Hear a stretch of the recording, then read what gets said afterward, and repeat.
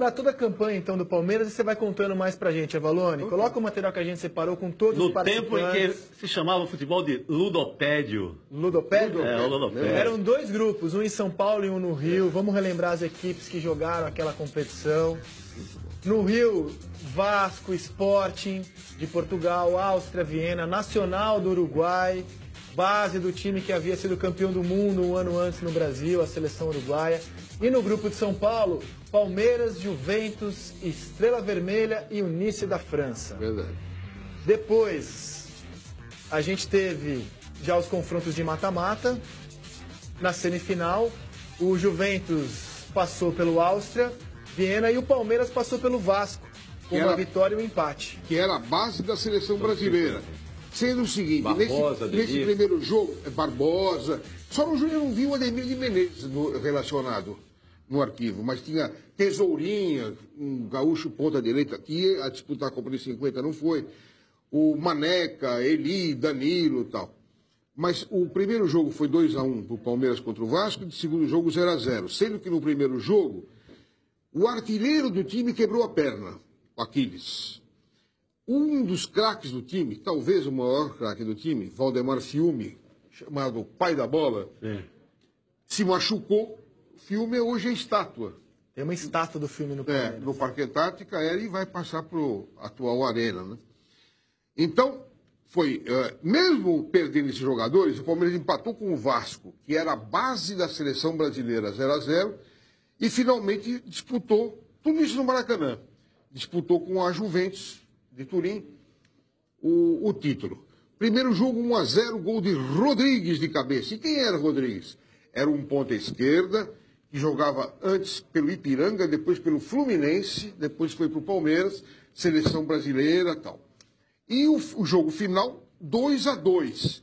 Agora, se não me engano, hein? Pela Itália, a Juventus abriu o placar, 1-0, Rodrigues empatou. Juventus 2-1, e isso está no meu livro, Incríveis Histórias do Futebol, que tem um capítulo chamado Liminha de Bola e Tudo. Havia uma expressão, quando o jogador entrava com a bola dentro do gol, nas redes, né? Liminha de bola e tudo. Palmeiras campeão do mundo, segundo o sentimento. Né? Na música Fio Maravilha, do Jorge Ben, tem essa expressão. Só não entrou com bola e tudo porque teve humildade em gol. Humildade em gol. Agora, o curioso da narração do Duvaldo Cosi, para quem curte imprensa esportiva, né, e o Redação sempre fala isso, que a gente ainda não tem o gol quilométrico, que é o gol que hoje virou quase obrigação. Você não esticar o gol, pessoal. Olha o narrador reparando. Invenção dos mexicanos que a gente adotou e hoje virou obrigação, gol quilométrico. Só para curtir essa curiosidade, já que nós vimos quanta gente foi receber o time campeão, o Carioca, que você notou, Brasil, Brasil, gritou Brasil, Brasil, Brasil, o Carioca recepcionou muito bem o Palmeiras, porque, segundo os registros, 100 mil pessoas no Maracanã, público pagante de 83 mil, é muita gente. E relembrando a campanha, no pique, Palmeiras 3, Olympique de Nice 0. No Olympique jogava Ieso Amalfi, o aventureiro do futebol. E dizem, apresentou a princesa Grace Kelly para o príncipe Renier. 3-0.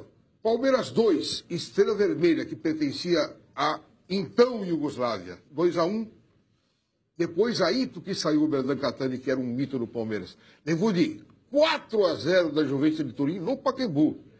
Aí o Oberdan saiu do time e o Fábio, que você entrevistou como repórter, Fábio Cripa, grande pessoa, figura simpaticíssima, que não era um goleiro fora de série, mas foi na Copa Rio fora de série. E sabe que depois eu vi com ele a final do Mundial de 99 e ele chorava copiosamente com a vitória do Manchester, de tão palmeirense que ele foi até o fim da vida dele, seu Fábio Cripa.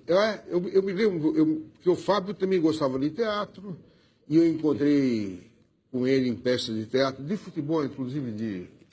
Agora, e você viu que o Avalone lembra disso tudo, mesmo na época estando só no nhen. Grande pesquisador. Um pouquinho. Grande jornalista. Você tem que pesquisar. Se o André Rizek fez páginas parabéns para o jornal em que trabalhava, uma noite de jantar dos veteranos. Exato. Agora, eu não vou negar que meu falecido tio, Armando Meliani, era palmeirense de carteirinha, de jogar damas no Parque o que não é o caso do amigo, né?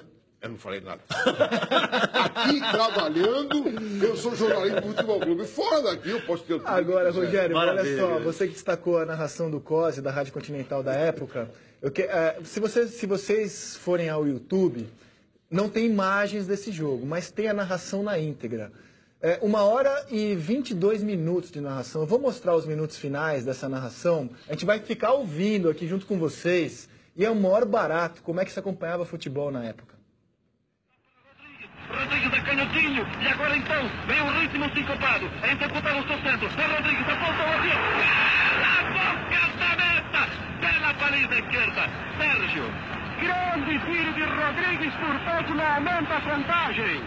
Pelota lançada por Viola, entrou Túlio, tentou abrir para Lima, a bola correu pela lateral, atenção, faltam 10 segundos.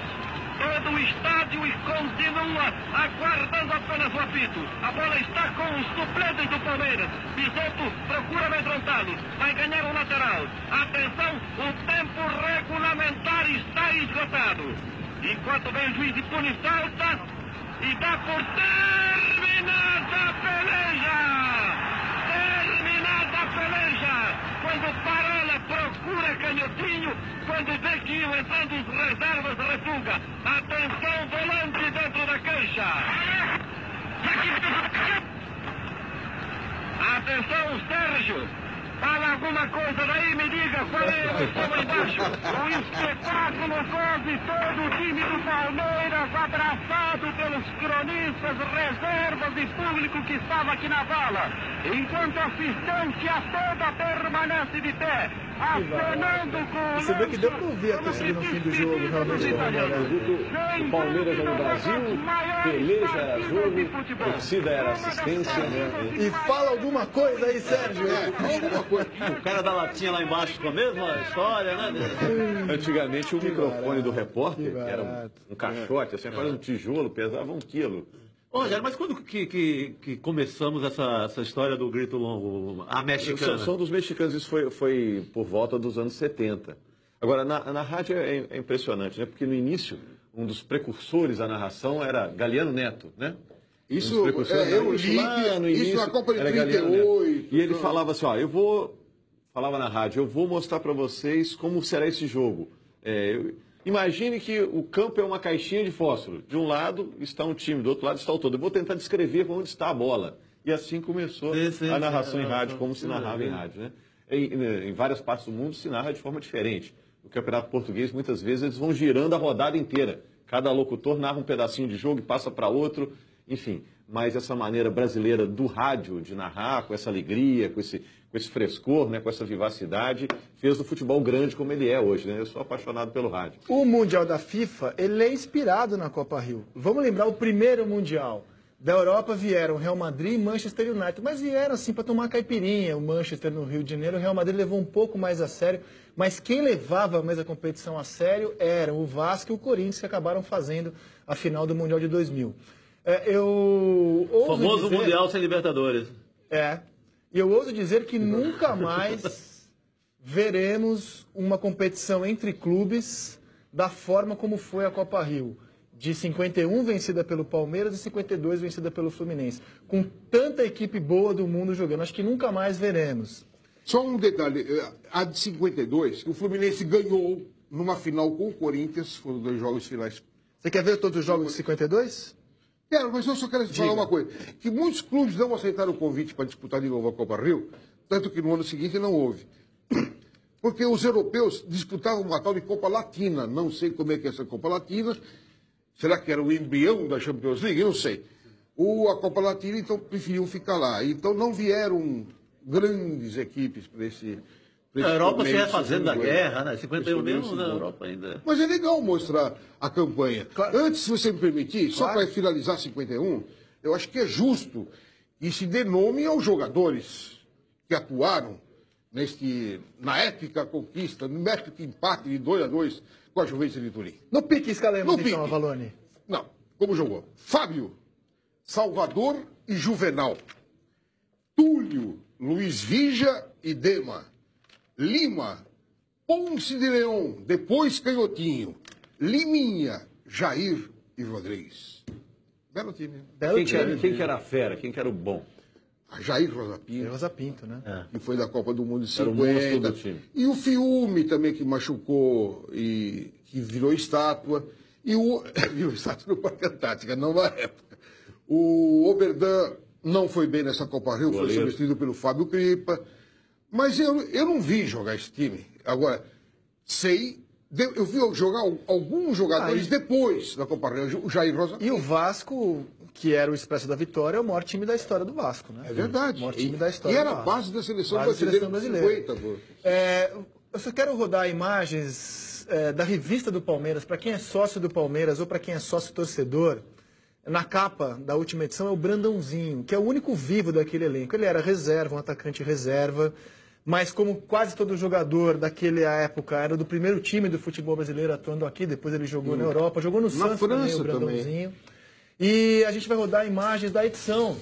É muito bonita essa homenagem que o Palmeiras faz ao único remanescente daquela conquista. E no domingo, 11 horas da manhã, o Palmeiras vai ter no seu uniforme uma homenagem à conquista no duelo contra o Atlético Mineiro, o jogo das 11 horas, que é assunto para daqui a pouquinho. Belo troféu, não é bonito esse troféu? O troféu é lindo, eu já vi esse troféu pessoalmente. É no lindo. Salão de Troféus do Palmeiras. Ele é lindo esse troféu. Lindo.